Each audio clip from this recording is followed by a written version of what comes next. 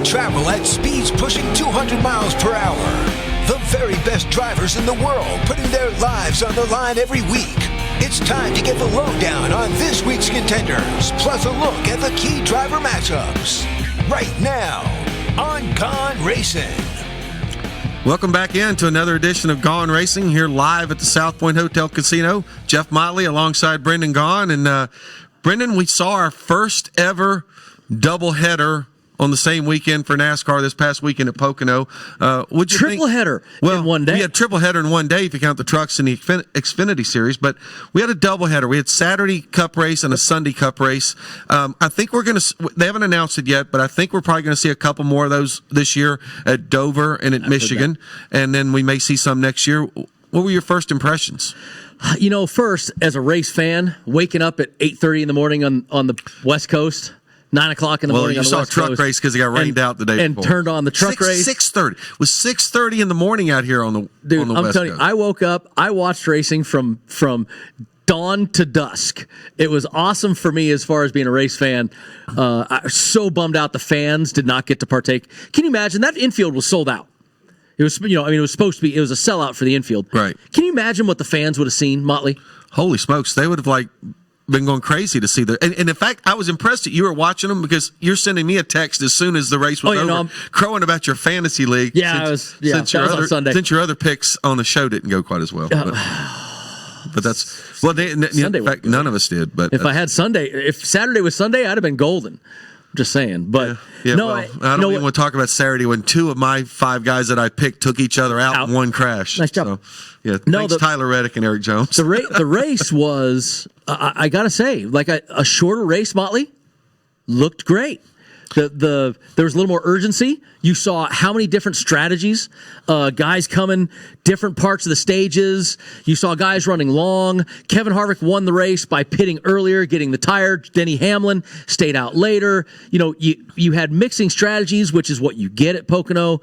You had a little fuel mileage mixed into it one of the days where it went away, but you had it mixed in early. I was really enthralled as a race fan watching the race, and a lot of the numbers we talked about last week were dead on, though. No, you're right. Now, I don't want to be negative here because I'm a positive guy. My glass is always half full. But did you not find that the guys seemed to be a little more conservative on Saturday than they were Sunday because they knew they had to bring that car back the next day? Were they conservative? I think that, honestly, I don't think they were more conservative. I think that they were just racing, and the race had a little different vibe. You don't think they're conscious of the fact that they've got... Absolutely. No, absolutely. In that race car, I am conscious that tomorrow I have to work. And in the same car. In the same race, hopefully in the same race car. Now, they all had a backup there, but you had to have major damage to pull it out. I mean, they even made, I think Tyler Reddick had to fix his primary car. No, there was a bunch of guys that started at the rear on Sunday because they changed this or changed that. I mean, even if I think Chase Elliott changed the transmission. Joey Logano should have changed everything, and it didn't do any good because poor Joey Logano. You're talking about a guy who probably doesn't want to see Pocono again for a long time. He should have clipped it and said if he can get the backup car. Well, and it didn't do any better on Sunday. No, that's what I mean. He should have clipped the one Saturday. I don't think he finished on the lead lap either day, so it was a rough weekend for him. But this week being Indianapolis, we've always said Pocono has a lot of carryover. So when we get into the numbers, I think we're going to see a lot of that. This week, the winner, though, Kevin Harvick, won the race. He was not the favorite at the time. Kevin Harvick, who had never won at Pocono, so he finally... And we talked about that. And we talked about it. At some point, he was, in the last 10 races, he had led the second most laps of anybody behind Kyle Busch. So we knew he was eventually going to be due. Yep. And he got there. He was a plus 800 to win on Saturday. He was a top three. He was like plus 185, which was pretty good. He had a lot of good numbers that were good for a Kevin Harvick because he was not the favorite at the time. And if you're looking at our screen, you actually had we had the Sunday results under Saturday up there. That's not on the screen. That's our screen. You got to look at the right one. I've got more screens here. Yeah. I'm looking at this big screen up here. Head to head, he was a minus on everybody head to head, which he should have been. He was, minus 125, minus 140s against all the main, usual suspects. Denny Hamlin, Martin Truex to win his group. He was the favorite. He was he. All right. Oh, he wasn't the favorite on Saturday. All right. So Brendan, I don't think there's no question. I think we all left Pocono saying Kevin Harvick and Denny Hamlin. On Saturday and Sunday. Saturday and Sunday. Denny Hamlin and Kevin Harvick have kind of emerged. But before you and I went on the air, another one.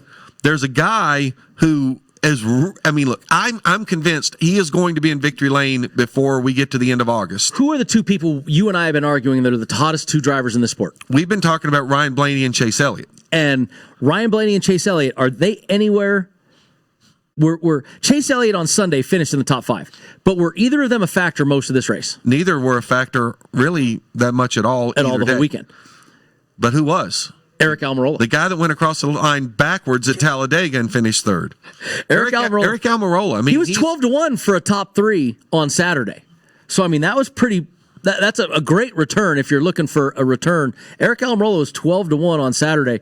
Sunday, he finished 5th, but that is his 5th top 5 in a row. At vastly different racetracks. We've got Pocono, we've got Talladega, we've got Martinsville, we've got different racetracks in there. He has been absolutely, and what do we always say? You cannot win a race until you're finishing in the top 5 every week. Right, you got to be consistent every week. So I think he's a guy you've got to watch out for when you get to Indianapolis this week. I think ERIK Almirola might be be one of those guys who's coming into his own right now. Well, and ERIK Almirola, we've been saying that it's Stuart Haas, it's Kevin Harvick and the others. No, it's Stuart Haas and ERIK Almirola. He still needs to win. No, he needs to win. He needs to get to victory lane. But he won his groups both days. He won Group D. He was Group D on Saturday. On Saturday at plus 275, and that was winning his group against Tyler, Austin, Matt DiBenedetto. I think we're going to stop seeing him in Group D much longer. Right. And he won again Group D. He was Group D both days against not even the same drivers. Next day against Alex Bowman and Jimmy Johnson and Tyler Reddick, and still won that one. So ERIK Almirola, he's in Group B. Where did I get this one on? I don't know. So if you're watching our graphics on the screen right now, like I'm a little bit confused because. But he's Group B there. It says. Right now we got Group A. Now that's a Sunday result because Denny Hamlin won Group A on Sunday over Kevin Harvick, but on Saturday, and that's the confusing thing about having these races on back-to-back days. So right now we've got... Karina's got me all confused over here. I got paper, that's okay. All we know is ERIK Almirola won his group both days. Karina's back, by the way, and we're going to talk about why she's back when we get to the picks at the end of the show, by the way. She's sitting back there with this... she's ducking from the camera even now. I know. She doesn't like to be on camera. I tell you, she's in witness protection. She won't tell us, but I know she's in witness protection. But ERIK Almirola, I think, really... is on fire right now. He is on fire. He's not Ryan Blaney, Chase Elliott winning races and doing that stuff yet. No, but we said that about Ryan Blaney until he won Talladega. And now I think I think you've got to look when you go this week at Indianapolis. I'm not saying you pick ERIK Almirola to win, but I think ERIK Almirola is going to be a strong play in groups. I think he's going to be a strong play if you can find him in a head-to-head. And I think he's a strong play in the top 3. ERIK Almirola is, I think, 40-1 to win the race. It is definitely worth it to put a couple bucks on ERIK Almirola to win the race. I mean, let's just what we've always said, Jeff. Take the top 10s from Saturday and Sunday. Look at what they. Christopher Bell had a great day the first day. Kyle Busch, who we say is struggling, had a top 5, and that's a struggle. But you look at the guys that did well, combine their 2 finishes from Saturday, Sunday.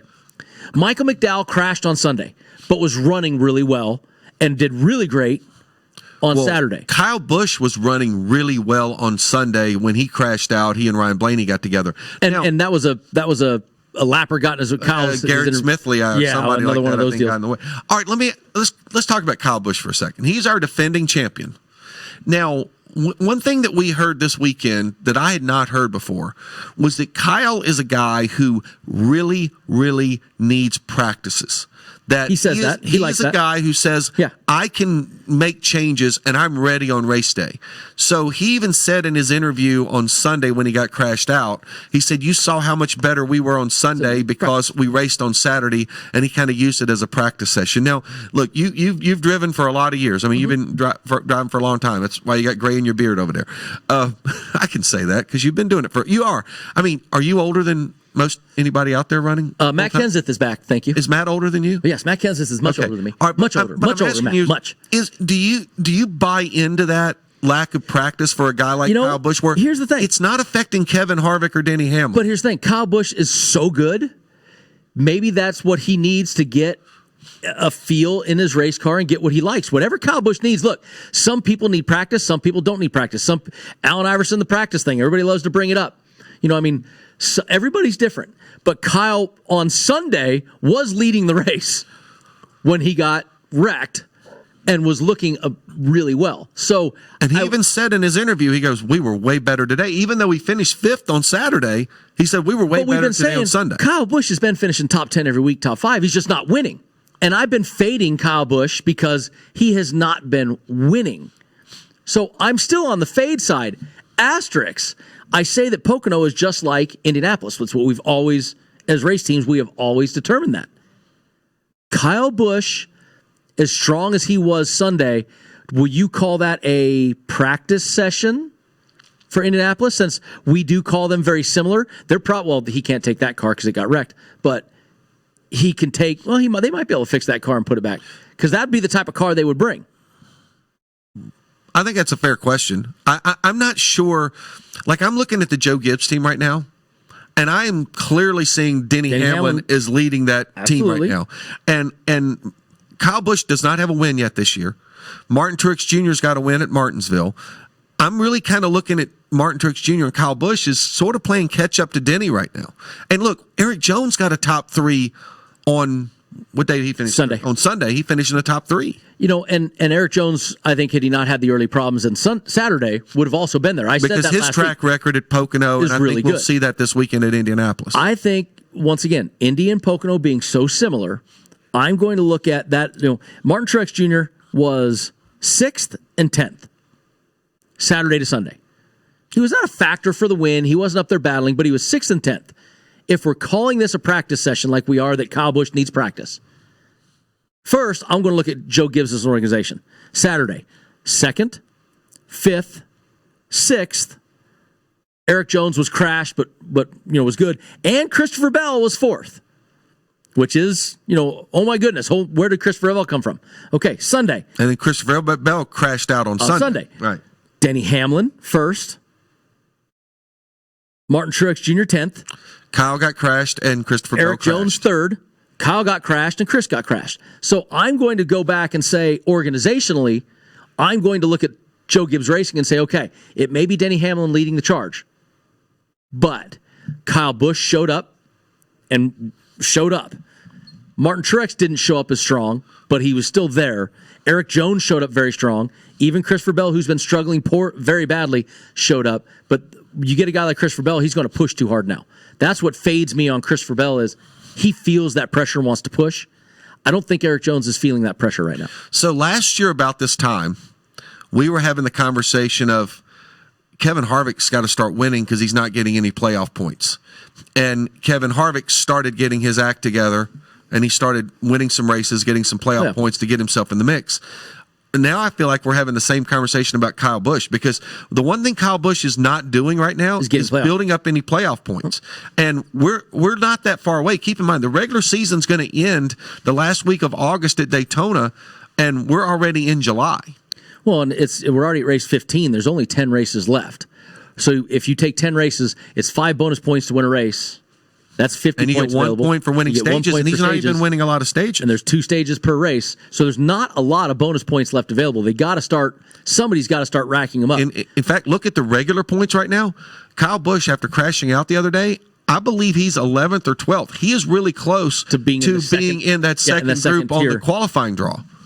Which, when you get to a place like Watkins Glen, if they don't have qualifying at Watkins Glen, that's huge. That makes a big difference. Oh, that makes a big difference. And Eric Almirola has come from 17th or 18th to charge his way into. I think he's in the top 10 now. He's definitely in a situation where he's guaranteed in that top 12 right now. There's some really intriguing, and when we talk about the numbers for the Brickyard, there are going to be some very intriguing numbers that I'm going to keep these 2 sheets right here, and I'm going to be going back and forth going, okay, how did this guy do here? How did this guy do Saturday, Sunday? Adding their combined finishes up. You see a bunch of Hendrick names on Sunday. You've got a Chase Elliott 4th, a William Byron 7th, an Alex Bowman 9th, notably missing Jimmy Johnson. You have that. Jimmy did not have a good weekend at Pocono. A little surprised that he did not. You look at Matt Kenseth. Matt Kenseth, 11th or 10th and 12th, 10th and 11th, whatever it was. I'm not going to say he's talking about winning the race, but Matt Kenseth was very good both days. First time back in the top 10 since Darlington, the first race back. And you saw Kurt won the first stage, and then it seemed like that car kind of went away from him a little bit as the race went on. I think that was on Sunday. He won stage 1. So you look at, Matt Kenseth, if he did 10th and 11th, I think I see no reason why I can't take a top 10 shot on him. Because I think, once again, he will compound that to be a top 10 at Indianapolis. And you look at his history at Indianapolis, Matt Kenseth has always been great at Indy. I mean, he's not a slouch at Indy. So I like Matt Kenseth to win a group. I like him to win some head-to-heads. So there's some good numbers that we can find when we dive deeper. Well, and let me ask you this. I mean, I know the answer to this, but I'm going to ask you anyway because I think... Quiz. It's a quiz. Well, no. Because I think this is good. Because I think what we have found, and I think you guys have found this here in the sports book at the South Point, we've got people who are betting on NASCAR who have not bet on it really before because they just like to bet and all they got is PGA and NASCAR. So we talked last week and we talked a little bit this week about how Pocono and Indy are similar. Yep. So while I know the answer to this, why don't you tell people what makes those two racetracks so similar from a driver's perspective and why they should look at Pocono results when they go and decide to start betting Indianapolis? There is no track like Pocono. Pocono is 3 totally different corners. It's a triangle. It's either 3 turns or 6 turns. 6 turns, like I joked last week. So, but what you have is corners that are very similar to Indy. The tunnel turn. The edge of the triangle at Pocono, they call the tunnel turn. They're flat and tight. It's a flat 90-degree corner. What the Brickyard is a flat 4 flat 90-degree corners. Now, the joke that I said last week about 6 corners, why we say there are 4 turns on a racetrack in NASCAR is because of Indianapolis Motor Speedway. Indianapolis Motor Speedway has 4 corners. You have turn 1, a straightaway. Turn 2, and the shot on VSiN that you're seeing right now. You have a straightaway, turn 1. A short straightaway, turn 2. Long straightaway, turn 3. Short straightaway, turn 4. You have 4 corners. That's why we say there's 4 turns on an oval. Pocono has 1 turn identical. That's turn 2, the tunnel turn. Turn 3 is also similar in respect that it is as flat as Indianapolis's corners. So your race car that you're going to bring at Pocono, and you have the longest straightaway in our sport at Pocono, which is even longer than Indianapolis's straightaway. The front and back straightaways at Indianapolis, but you have 2 of those at Indianapolis. 2 of those now. So you have that long. So you come off of turn 3 at Pocono, and you have turn 3 flat, 550 aero package. Got to drive, get all that power down, and drive all the way down that long straightaway. It's like 3,300. It's 3,300 feet, and Indy's 2,800 feet. Right. But so you have these 2 massive motor-dependent, aero-dependent, how you come out of the corner-dependent straightaways and corners. That is identical to Indy. Then you take, and we got a picture of Pocono right now on the VSiN live stream. It's really, they call it the tricky triangle, and you can see why it's a triangle. And so those are things that make Indy and Pocono so similar. That turn 2 is a 90-degree corner like Indy, and turn 3 is flat with that long straightaway like in Indy. So the guys take the same race cars. In years past where Indy was so much further in the schedule, Pocono happened, you used to take, we'd talk, Jeff, okay, how'd they do at Pocono the last 2 times? Right, we'd have to go look back a few weeks. Well, now we don't have to look back very far. Now it's Pocono, Indy. I mean, there's no question Denny Hamlin and Kevin Harvick are the 2 favorites I guarantee you Denny Hamlin and Kevin Harvick are bringing the same race car. I haven't even looked at the numbers yet. I don't want to until we get to later in the segment. But they're bringing the same race car. That race car that Denny Hamlin had Saturday and Sunday is the car he's going to race the Brickyard on Sunday. And the same thing holds true for just about anybody that their car came through in one piece. The guys at the shop turned that car around and are taking it to the Brickyard. Do you think this is going to be much easier for the teams to know they've just run 2 races at Pocono and they're going straight to Indy? It's the practice session theory for Kyle Busch.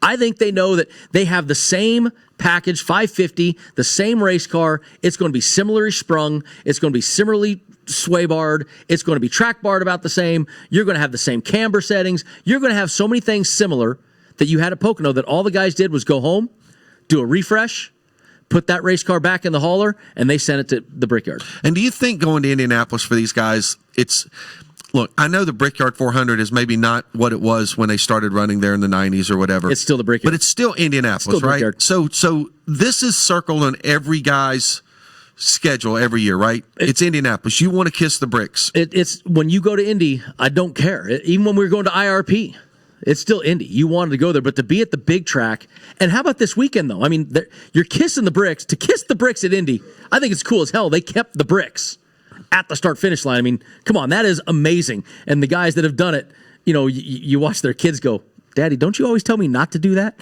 But, and we're showing pictures of all the teams that have done it. Dude, let me tell you something. There's a lot of people that give a lot of money to be able just to have a chance to do that. And I'm in one of them.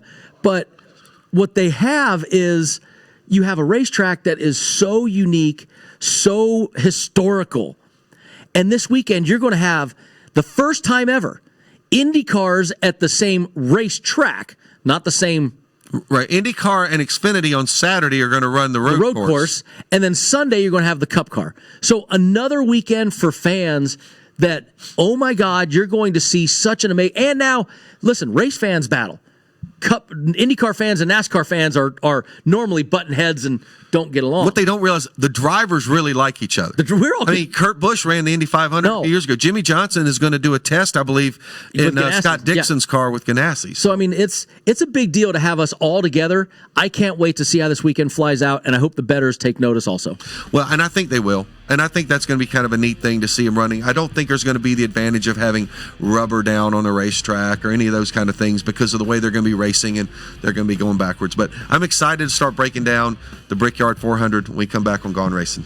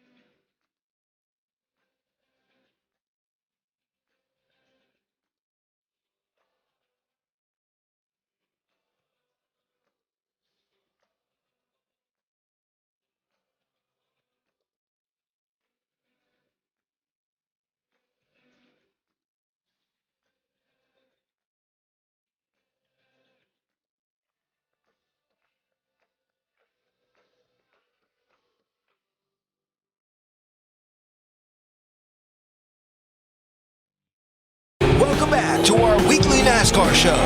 live from the Sportsbook at the South Point Hotel and Casino in Las Vegas. Now, back to Gone Racin. Hey, we're back in here on Gone Racing. Jeff Motley alongside Brendan Gaughan. And Brendan, it's the Brickyard 400. It's our one trip to Indianapolis every year. The Big Machine hand sanitizer. Yes, it was going to be the Big Machine vodka, I believe, but now they've gone to hand sanitizer. And 10,400. So you know a little something about hand sanitizers these days. I do a little bit of it. That's good. You guys don't know, Brendan actually is in the cleaning materials business now. Hey. He's got like 10 jobs. I'm here with you on Gone Racin. That's all that matters. And I appreciate that. So, all right, so we're at the Brickyard. We're going to start talking about the odds to win the race. Here's a shocker. Kevin Harvick and Denny Hamlin are the two favorites. And he said he had the presses. He said he hadn't even looked at it, and he picked that one off. Stop the presses. That's a tough one to figure out. No big surprise there to see Kevin Harvick at plus 400 and Denny Hamlin at plus 500, and then Kyle Busch at plus 550. Because I think the people who are setting the odds are saying, look, at some point, Kyle Busch is going to break through. He's not going to go winless. He's still got 2 wins in the last 10 races. Let's lest we forget, Kyle Busch is coming off of amazing races there. Well, he won in 2015 and 2016. We have Kevin Harvick's a defending champion. We had a little bit of an outlier back in 2017. If you remember that race, Casey Kane won because most of the field had crashed and they barely finished the race before it got dark. I do not care. Casey Kane won the race. Kevin Harvick plus 400, Denny Hamlin 5, Kyle Busch 550. What do we got? Brad Keselowski and Joey Logano 750s. That doesn't surprise me. Penske, look, and here's the other deal. Penske owns this racetrack now, so you know that they have put a... Are you saying the company car is going to get the call? Is that what you're saying? No, I'm just saying that the organization, Tim Cindric and the group over at Penske Racing is making sure they do not embarrass the captain when they get down there. And Ryan Blaney is the next one at 12-1, so they've got that in there. What do you got? Chase Elliott 12, Martin Truex 12. And then, but I'm gonna tell you, I'm trying to get to the next one though. That's what I like. So you like seeing Clint Boyer and William Byron and Erik Jones 25-1? Erik Jones 25-1. Erik Jones 25-1. 2018. Who finished second?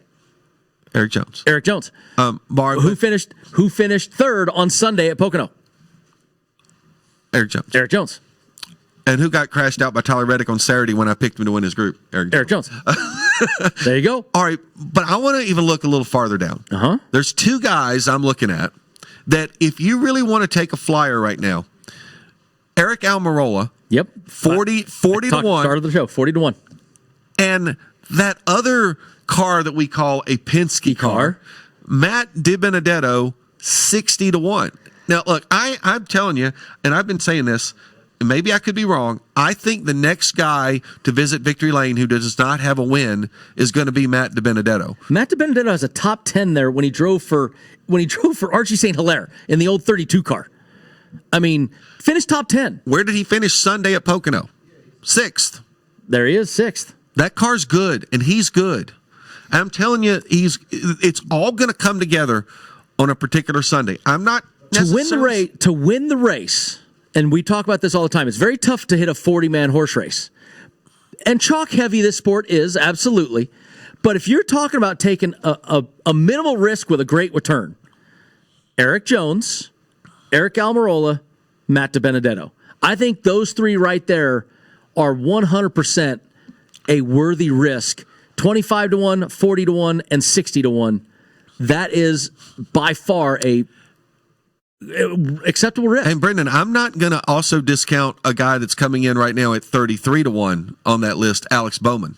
No, neither mind, because he's been good at these places. And look, what I'm saying about Alex Bowman is here's a guy who is consistent week in and week out. And to me, those are incredibly long odds for a guy who has a win this year. He's locked into the playoffs, but he's I kind of like to say Alex Bowman drives hungry.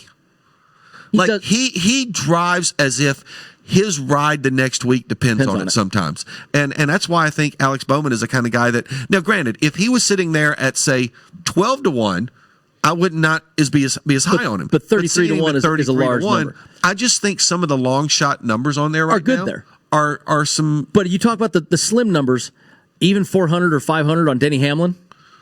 That right there, I'm sorry. After what they did Sunday and Saturday at Pocono, Denny Hamlin just had a bad strategy Saturday and cost him the win. Sunday, he played a better strategy, and he had the car to win. How funny was it that he played the reverse strategy that Harvick did, and it ended? I mean, it's so funny. Why didn't Harvick stick to the same strategy? You almost wonder, But it's just how the race flows. When the flow, that it's easy for us to armchair quarterback and say, "Oh, why didn't they do this?" But keep in mind, Denny Hamlin's crew chief rolled the dice that there would not be a caution. If a caution had come out, Denny was completely screwed. He had no shot to win that race. Nope. So, well, when we come back on Gone Racing, it's going to be time to start talking about our top three and talking about our head-to-head, our driver matchups. We love that. We'll be back in a few minutes.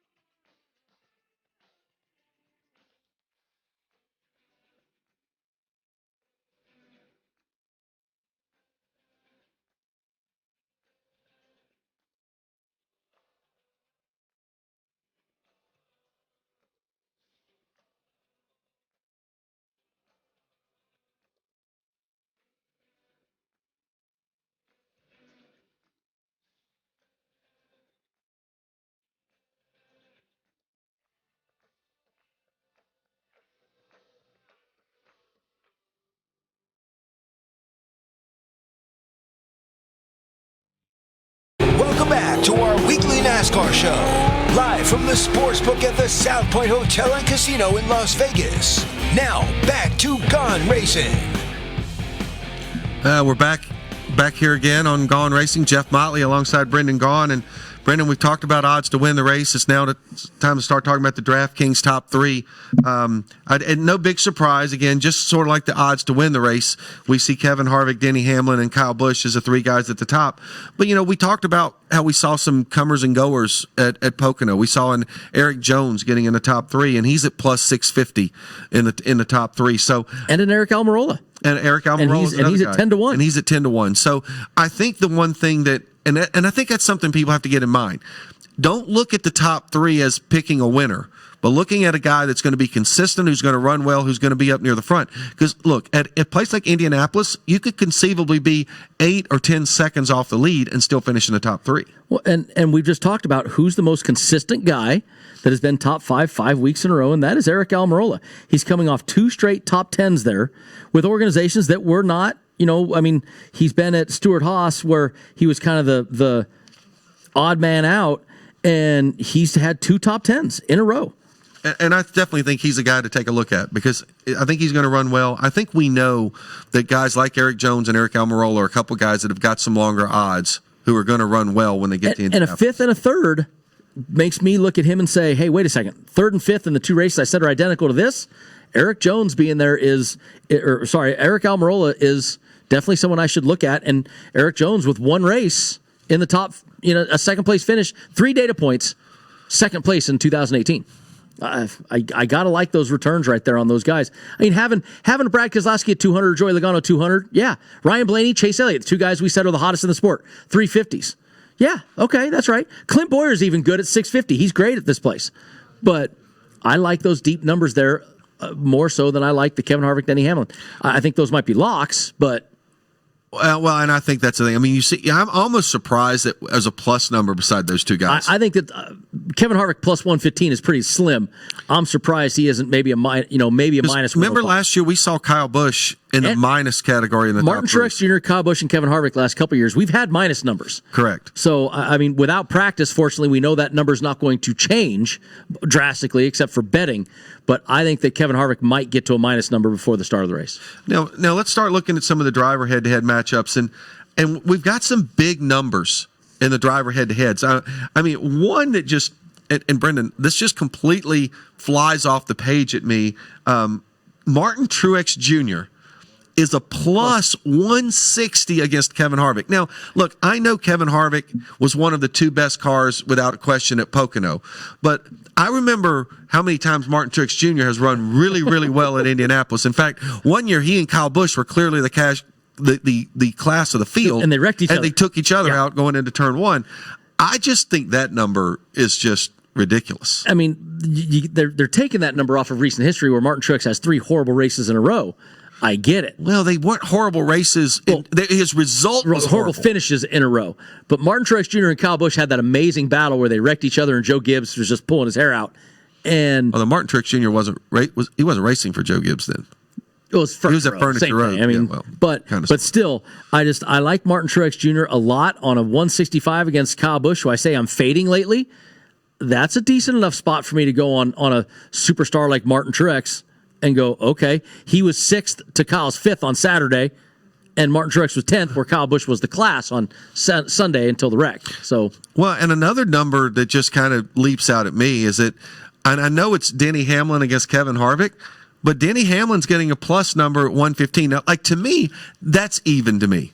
I don't know how you differentiate between those 2 guys. Yeah, that should be more of a pick 'em or a minus 110 across the board. Denny Hamlin plus 115, worth it to jump on that. I mean, you're going against Kevin, who we're saying is the 2 favorites. So, but it shouldn't be that big of a discrepancy. I look at those, and I like to look at a minus number. Erik Jones minus 135 to a plus 115 Kurt Busch. I don't see Kurt Busch being anywhere in the same zip code as Erik Jones, especially after looking at Pocono results. Well, that's why Eric's a minus 135. But I like that. I would take the minus number. You would take Erik Jones on that minus 135 there, even if there's not much return on it. Doesn't matter. You're going to be that's a bet that's winnable to me. I think that's the easiest bet on the board. And you're probably going to pick that in the last segment just to make me have to do the math when I have to add everything up this week. If you need me to take over the scoring, don't worry, I won't cheat. You went to Georgetown. You ought to be able to figure that out. Well, I think I like seeing some of these numbers where I see plus signs on. Like, how often do we see a plus sign beside Kyle Busch? Not often. And we got him at plus 115 against Kevin Harvick. But I'd take the minus 135 on that. You don't think at some point Kyle Busch is going to break through? I think he will. But if you're telling me that Kyle Busch has to win the race to beat Kevin Harvick, who I think is going to win the race, I like the minus number on that also. Well, and here's another one and I don't know why these are jumping off the page to me a little bit more than normal this week. Chase Elliott is a plus 130 against Brad Keselowski. Well, I like the Chase Elliott plus 105 against Joey Logano minus 125. Brad Keselowski to me has arguably been better than Joey Logano. And last week Brad wasn't half bad, ninth on Saturday, but Joey Logano, like you said, was abysmal both races. And Chase Elliott was not abysmal both races. So plus 105, there's a lot of head-to-heads here that you can make some decent money with. Right. And a lot of weeks you and I don't spend much time on head-to-heads because we don't like them. But this week, I just think there's some intrigue on the head-to-heads. I could bet 3 or 4 of my units this week on the head-to-heads because I like what I see there head-to-head wise. Well, we got about a minute and a half left in this segment, so we can move ahead a little bit to our group matchups. Let's get to Group A at least. You and I love the group matchups, so let's take a look at Group A to start with. And holy smokes, that number on Martin Truex Jr. Plus 345. Plus 345. But I think that's the right number. If you look at Kyle Busch was class of the field Sunday till he got wrecked. Kevin Harvick dominated one day. Denny Hamlin dominated another day. To me, Martin Truex Jr. at plus 345 is the rightful dog. It's almost like you're saying, well, somebody's got to be the fourth guy in Group A, so let's just make it MTJ. But at the same time, if you're going to put odds on him that are that long, that high, then it's kind of worth it's enticing. Taking a flyer, right? That's what's great about gambling, Jeff. That's why there's an underdog, and the number can grow if you think it's they try to entice you with that number. That 345 number is the most enticing number you and I have ever seen on this show in a group matchup. That might be the highest odd we've ever seen. Yeah, I don't think I've ever seen plus 345. And we're gonna, as we get through the groups, we're gonna see another high number, but not quite as high as 345. Now, Group B is almost an entire group of what I would say were underachievers at Pocono. Yeah. Keselowski had a pretty good car on Sunday, kind of got off on the pit sequence a little bit, but Logano, horrible, terrible. Chase Elliott was okay, and Blaney went a lap down. Chase Elliott got a fourth on Sunday, but he wasn't a factor. So right, it was almost like, wow. He finished fourth? Yeah, you kind of did the old fourth. Ryan Newman. Hey, he finished top 10. I know. You find some of those guys and you just look up and all of a sudden they're running in the top 5. So, all right, we're going to finish up Group B when we come back on Gone Racing, and we'll talk about the other groups as well.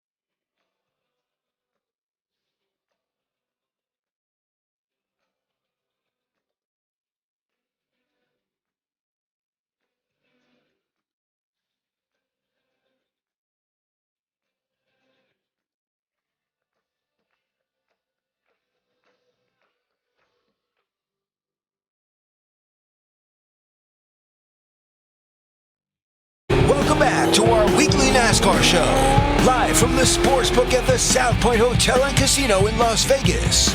Now, back to Gone Racin. Just a reminder, if you missed anything from today's show, you can download the Gone Racing podcast today. Not only is it free, but you can download and listen to the show before it airs here on VSiN. The new Gone Racing podcast is available via Apple, Google, iHeart, Spotify, Stitcher, and at vsin.com/podcasts. Brendan Gaughan, Jeff Motley. We're podcasters now. We're back. We're podcasters. We are multimedia folks. We're on TV, the internet, the radio. Now we got a podcast, and I get to do these reads, and I'm sorry, it's just not Brent Musburger doing a Manscaped read. Nope. I hope Brent's listening because I'm envious of him doing the Manscaped read every week. I got to do one. Every week. Yes. Still my greatest thing. You got to do one. I haven't done one, and I think Brent I hope he just recorded that. He didn't have to read it every week, or every day. Listen, he would. He loves it. He probably would. All right, we were talking group matchups before we went to break, and we were finishing up on Group B, where we got Brad Keselowski as a pretty heavy favorite at plus 225, partially because the three guys he's competing against, Joey Logano, Ryan Blaney, and Chase Elliott, all kind of struggled a little bit. But Chase Elliott to me is the one in that. Now we've said Ryan Blaney, Chase Elliott, two strongest guys in the sport. Jeff, we've been talking about that until they got to Pocono. But Chase Elliott still had a fourth place finish. So I mean, you got to give. He kind of snuck up on us, though. You got to give him that. So to me, that is a very tough group to handicap. But I would take the top or bottom. I think I'm fading Joey heavy. Ryan didn't show me much last weekend, and I said these are identical tracks. But Brad and Chase showed me something. If I'm going to go there, I'd go Chase Elliott head to head, just because he's getting a better return there than he is. At 285 is better than going head to head with him against Brad, where he's plus 130 in a head to head matchup. So I'd go 285 head to head versus Brad Keselowski's 225. It's a head-to-head matchup. I think that's what it's going to boil down to. And I think that makes logical sense. So let's look at Group C. Now, to me, when we get to Group C, now I see two guys in Group C who are clearly the class of this group right now, and that's Erik Jones and Aric Almirola because of what they've been doing last few weeks. Absolutely. But Clint Bowyer, don't space on Clint Bowyer. 5th and 5th, last two races at the Brickyard, and he had a 7th on Saturday. He was and an 8th on Sunday. So that to me is probably the most volatile group right there. But I look at Aric Almirola at plus 270, and I think to myself, okay, there might be some value right there. There could be, but Erik Jones, I've said, 2nd in 2018. Group C to me has a big giant X. That is Group B is to me is head to head. Brad or Chase, better return than the head to head number. Group C to me is don't touch. Well, and then right below that we've got our Group D, which is almost the exact opposite. We've got three guys locked together in William Byron, Alex Bowman, and Matt DiBenedetto. And then when I was talking about how there's another long number in the groups, Jimmy Johnson is plus 335, which that would be the biggest number I think I can remember seeing in groups if we didn't have Martin Truex Jr. at plus 345 over in Group A. And Jimmy, what have you done for me lately? We talk about last 3 years at Brickyard, 27, 16, and 35. What did he do at Pocono? And absolutely nothing. What did Matt DiBenedetto do for us? A top 10. Okay, but what did William Byron do for us? William Byron ran well at Pocono top 10 as well. So, and Alex Bowman, a top 10. So that's another tough one. Jimmy, the 335. Once again, why do the odds makers do it? They're trying to entice you to put some money on Jimmy. It's not enticing enough to me. And Jimmy just did not run well at Pocono either day. So I think it kind of is a reflection of that. Now we'll look ahead to Group E. Now this one gets a little bit interesting here. Yes, it does. Because we have been on the Tyler Reddick bandwagon all year for Rookie of the Year. With the exception of the fact that Reddick got into a crash on Saturday, and Christopher Bell got into a crash on Sunday. Christopher Bell starting to come on, starting to run like we expected to see Christopher Bell run this year. And Matt Kenseth in that group had a 10th and 11th this weekend, which, once again, they coincide. And Matt is, okay, he didn't race in 2019.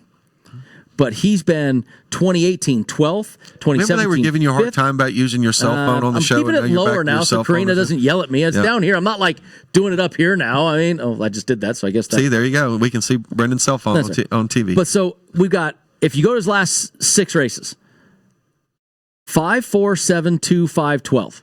And 12 was when he came out of retirement to fill in to try to fix the team. One of those Roush cars that he jumped in, yeah. I think it was when Trevor Bain, was it Trevor Bain when he got was out? Yep. And it was 10th and 11th Saturday, Sunday at Pocono. He runs well there. Kyle Larson, 3 top 5s, 3 top 10s, and 6 starts there. A track that we've always said, you got to look at the team he's in.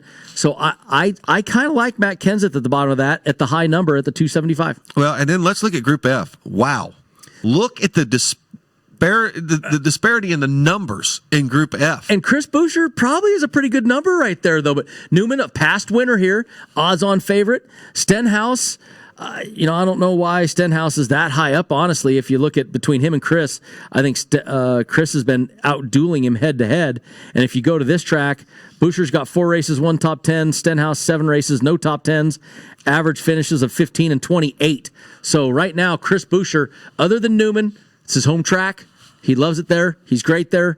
But if you're going head-to-head, if you think Cole Custer's not a factor and you think that Ryan Newman you don't know about, I look at that as a head-to-head with Chris and Ricky, and I'm really taking the plus 300. I like Chris at the plus 300. Absolutely. I agree with you. All right, we're going to look at a couple of props before we get into our picks here. We got about 5 minutes left in the show. So we got our car number props coming up. Our car number prop for even or odd. Even is always going to be a minus number, so that it's a minus 235. The odds are plus 170.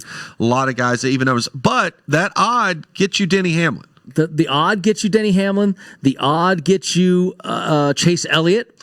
The odd gets you a few things, but right now we're talking guys that are coming in hot. Aric Almirola, Erik Jones, people that we think might be a factor here. Kevin Harvick, Kyle Busch, the last bunch of winners. Denny Hamlin is the only representative, and Martin Truex, but it should be an odds-on favorite, and I'm not touching it. Yeah, not much to be made on the car number race winner. We got both in minus numbers there, over, under 11.5. That's kind of a tough one there. And I really like this prop they've been putting up. You've got car manufacturer prop, which we know kind of goes across the board. We got the long shot is Chevrolet at plus 300. That's really pretty much the Hendrick cars, unless you think Kurt Busch or Matt Kenseth are going to pull an upset there.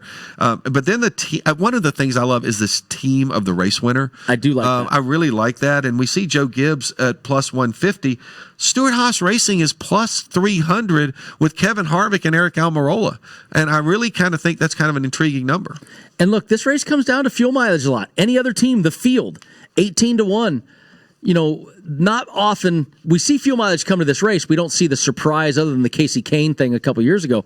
But a field bet on a fuel mileage track like the Brickyard, 18-1's not bad. But I look at that. There's just not much left in the field. Yeah. I mean, who are we talking about? Michael McDowell and front row, basically. Michael McDowell. But I look John at that Hunter right Nemechek, there, and I go, okay, Joe Gibbs Racing plus 150. I'd put them against the whole field. I like Stewart-Haas Racing at plus 300 against the whole field, maybe. I do like that also. That's pretty good. Because Aric Almirola is a factor now. All right. We'll get to that point of the show where it's time to make some picks. Who gets to go first this week? Karina and the pit crew. Who gets to go last? As I put in an email to her, I said, Karina and the crew. I said, wasn't that an 80s band? I said, oh, that was Katrina and the Waves. I got them confused. So Karina and the crew. So Karina and the crew. Well, yeah. It is Karina again because but she walks on sunshine every day. You can see it in her face there. Well, there you go. Okay. And Isaiah, who, as the producer, those that follow the show, we go through producers quite often here. Karina's the only one. She's the only one still standing at the moment because she's letting us win. So, hey, and good thing for her, she's not in the hospital yet. Which they seem to end up in the hospital. Yeah, a lot. they do. I mean, we've had a few of them. Who we're go like we're like our own MASH unit over here. All right. So last week, guess what? Karina and the crew. They had a very bad day. Bad day. They missed all 5 of their picks. So you read theirs first. So I'm going to read their picks first since they finished last. They're taking Kyle Busch to win at a plus 550. They're really going out on a limb here with Denny Hamlin for a top 3 at plus 135, but I think that's a good pick. But they're also going Matt Kenseth with a top 3 at 16-1. They are throwing all their eggs in the Matt Kenseth basket. Okay. They've got Matt Kenseth in Group E at a plus 275, and they're going to take that plus number on the driver head-to-head of Denny Hamlin at plus 115 over Kevin Harvick. All right. Not bad. So now that leaves it to you. You did get one right last week. You got Bowman over Logano. But you got Bowman over Logano, which means you get to pick second. Oh, who gets to pick last? Does he finish first this week? Finally, for the first time all year? Okay, so I'm going to start off. I'm going to pick a race winner this week because I like Kevin Harvick plus 400. Look, that's a strong number there. I like that, and I'm actually going to go into the head-to-heads, and I'm going to take one head-to-head with Erik Jones at the minus 135 over Kurt Busch. I like that minus line. I think it's going to get me a solid return on that, so I'll do it. And then I'm going to go Erik Jones in the top 3, and I'm going to go Matt Kenseth Group E. And then I'm going to finish out one of these props. I'm going to go with, since I have Kevin Harvick to win the race, I'm going to go with Joe Gibbs Racing at plus 150. So trying to get that out of there so you could circle all those in time since you are the, what do you call him, the chairman? I'm the scorekeeper, if you will. I just keep up with the points. But fortunately, Karina was threatening me with picking a minus number, and I'm glad I got a she minus didn't number. do it, so. I got a minus 135 in there. Yeah, there you go. You're going to screw me up. All right, real quick with my picks. I'm going to take 2 race winners. I'm taking both Kevin and Denny. Nothing wrong with that. Plus 400, plus 500. If one of those 2 guys win, then I come out a winner. My other picks, I'm going to look over into the top 3. I'm taking 2 top 3s. Here's one of the penalties of picking last. I'm going Erik Jones like you did at plus 650. I'm also going to go Eric Almirola at 10-1. And I had that circled, and I erased it. And my last pick, I'm going to go into Group F, and I'm going to pick Chris Buescher. The Chris Buescher, Ron Flatter group is coming back in. I'm going to take Chris Buescher to win in his Group F. So those are going to be my picks, and hopefully I will pick last again next week when we come back. So, Brendan, I think I'm picking last. Brendan, we got about 20 seconds left. Brickyard, do you get excited to still see stock cars at Indy? I do, because I love the Brickyard. I love the lore, the history, and the fact that Roger Penske owns it now, to me, just adds to it. Well, and I'm kind of with you. I mean, I remember as a kid growing up watching the Indy 500, loving the Indianapolis Motor Speedway. So looking forward to the Brickyard. And then next week we'll wrap up Brickyard and Kentucky on Gone Racing.